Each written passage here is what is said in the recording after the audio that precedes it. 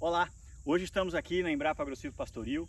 Estou com o colega de Sinop aqui, o colega Ciro, colega de trabalho de algum tempo, Ciro Magalhães. Cirão, estamos aqui na nossa base do ILPF Corte, onde a gente desde 2010, 2011, né, vem aqui militando nos sistemas integrados. E um prazer poder conversar contigo hoje e a gente juntar essa coisa da lavoura com a pecuária, né? Acho que você trabalhando mais na lavoura nos últimos anos, eu mais na pecuária. A gente tem visto uma série de resultados saírem daqui de dentro, resultados interessantes. E acho que hoje existe um certo consenso entre a gente de que o componente florestal ele é importante.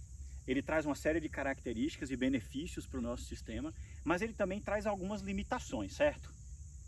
Perfeito.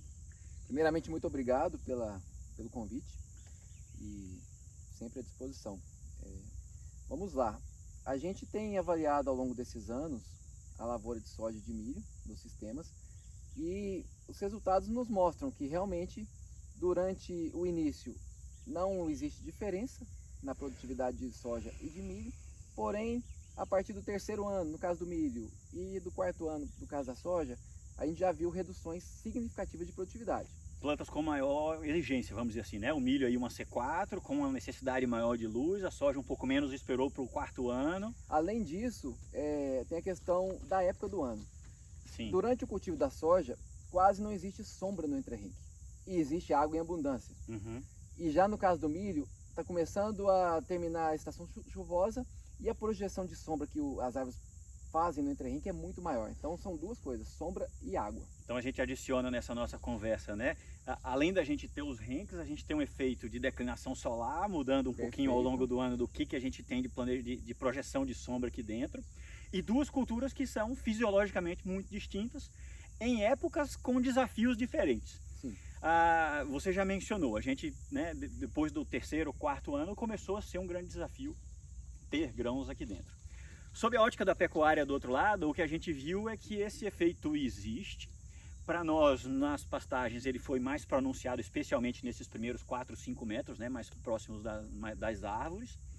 Mas a gente tem toda essa coisa da planta forrageira, da compensação, então um pouco menos de perfilhos, mas um pouco mais de área foliar. Isso ajudou com que a gente mantivesse aí até o 8º ano, pelo menos, nenhum tipo de grande problema com as forrageiras. Como é que a gente pode traduzir para o produtor isso hoje, né? Alguém que está pensando na integração lavoura, pecuária, floresta. Eu diria que sob a ótica da pecuária, a árvore não é um problema. O que você diria sobre a ótica da agricultura? Bom, eu tenho falado com alguns colegas que se eu fosse um produtor, fosse implantar um sistema, eu só plantaria árvore se eu tivesse em algum momento o boi ali dentro. Porque o benefício que a árvore traz, principalmente, é para o componente pecuário. Para a lavoura é realmente um desafio. Porém, a gente sempre lê nos livros, vê em entrevistas, durante a fase de planejamento, o técnico vai lá e já sabe que a lavoura vai estar presente no sistema nos primeiros anos. E a gente viu nos últimos resultados nossos que quando ocorre uma intervenção no componente florestal, como o desbaste, no nosso caso aqui a gente tinha renques triplos. Quando convertemos esses renques para renques simples, a lavoura voltou a produzir tão bem quanto no início, e igual ao sistema sem árvore. Ou seja, a gente pode ter lavoura em fases mais avançadas do sistema, vai muito contra o que era senso comum, né, digamos assim. Uhum.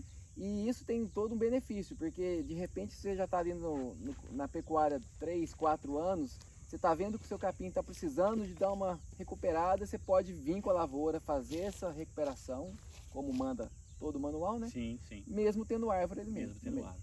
Então, assim, um ponto que é importante num sistema integrado é planejamento, como é para todo o sistema, né? Mas especialmente planejamento de longo prazo, quando a gente incorpora nesse sistema árvores, por exemplo, que vão requerer da gente, né? Nós estamos aqui entrando na 10ª safra no nosso ensaio, 10 anos aí de acompanhamento, né? As árvores ainda dentro do sistema. Então acho bastante interessante isso que você falou, né? A gente normalmente tem pensado no agro-silvio-pastoril como alguma coisa que vai ser, né, lavoura no início, até porque ajuda a gente a esperar as árvores crescerem, tem toda aquela coisa dos animais estarem fora do sistema enquanto a gente estabelece, né, as árvores.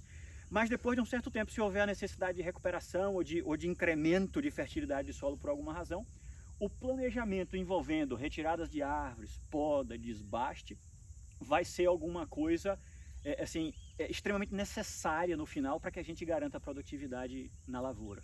Perfeito, planejamento, palavra-chave. E uma outra questão muito importante, mercado. Então assim, o produtor pode começar com sistemas mais adensados de árvores, por exemplo, mas já sabendo que com 3, 4 anos ele vai começar a retirar essas árvores para atender, por exemplo, uma demanda de uma usina de etanol de milho. Então Excelente. A gente tem já um mercado crescente aqui no estado e isso vai casar perfeitamente com essa questão de voltar aos níveis de produtividade da lavoura, atendendo uma demanda de biomassa e adicionando uma renda, e o planejamento considerando a soja e o milho em fases mais avançadas.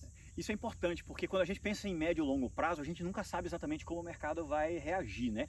E para nós aqui, né, no norte do Mato Grosso foi interessante, porque quando começamos, a biomassa de madeira assim, não tinha grandes valores, né? E a gente viu aí nos últimos 3 anos, especialmente, a chegada da indústria de etanol de milho, o aumento na produção da soja e da pecuária de maneira geral, que exige secadores trabalhando, né? E essa necessidade de geração de biomassa cada vez maior.